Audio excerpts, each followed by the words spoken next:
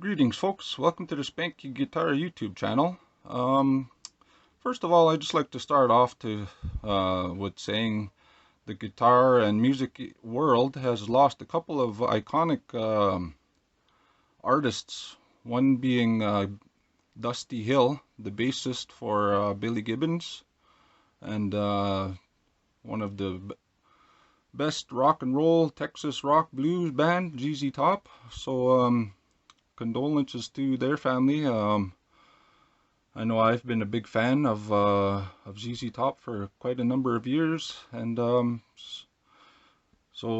yeah, there's Billy, Dusty Hill, and also unfortunately the drummer for he was a former drummer for Slipknot, Joey Jordison. I actually got to see them. I made an announcement or a video a few days ago actually with the 20th anniversary of the Ozfest 2001 is when I saw Black Sabbath and Slipknot and Joey Jordison as the drummer back then. And so yeah, he passed away also just a couple of days before Mr. Hill. So so that, you know, it's pretty sad when you think of it, but you know, life goes on, and in the spirit of that, I ended up getting a couple of an amp that I've wanted for many years, and this amp is an iconic amp as well, and the amp is known as the Marshall Mini Stack.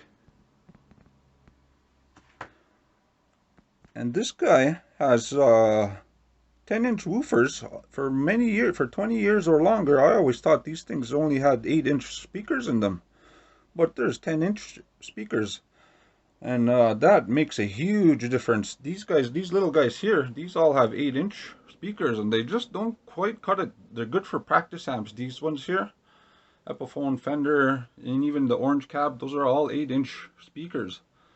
And when you want a good sound, those just don't cut it. Those are good for practicing though, when you practice your you know, daily practice.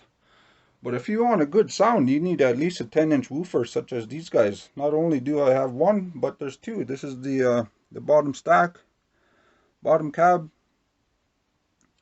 top cab, and on this one is the lead 15. And coincidentally, I recently found out from one of the forums is that Billy Gibbons actually recorded using a lead 15 amp back in the day for one of the albums, a Recycler I think, or Eliminator, one of those albums. Anyhow, yeah, so I'm gonna demo this guy.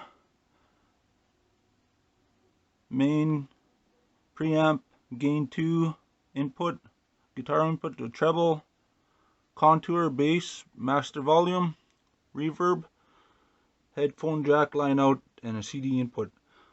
And but some more good news is, why buy one when you could buy two?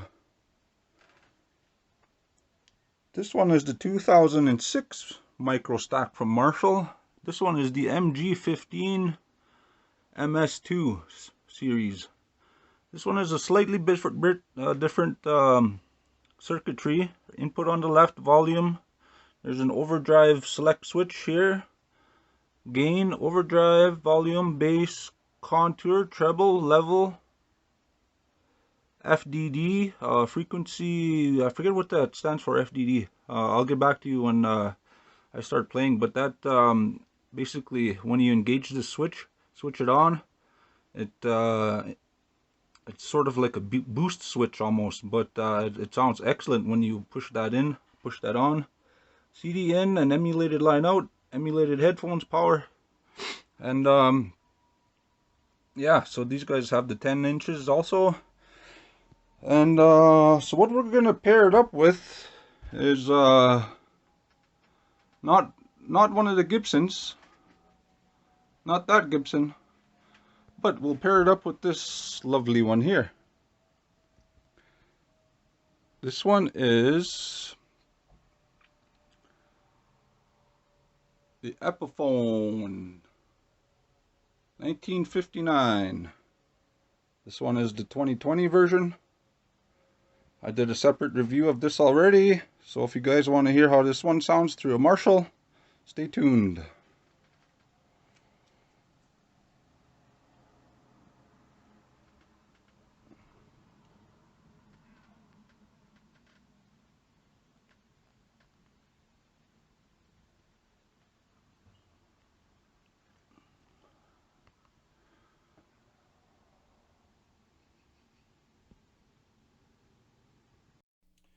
Okay, so we got everything set up here. We'll start off with the MG15 Microstack 2, and we have it mic'd up. The bottom cab is a Shure SM57.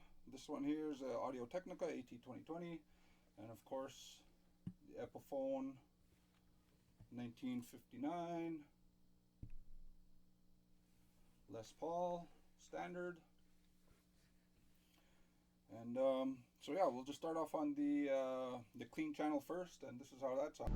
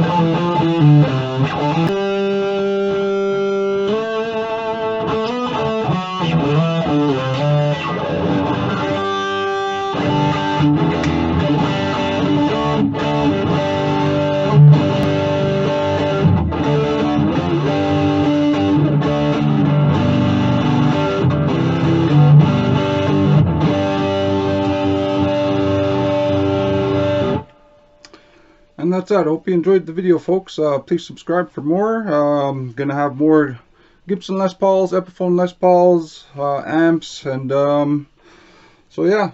Thanks for watching, and see you soon.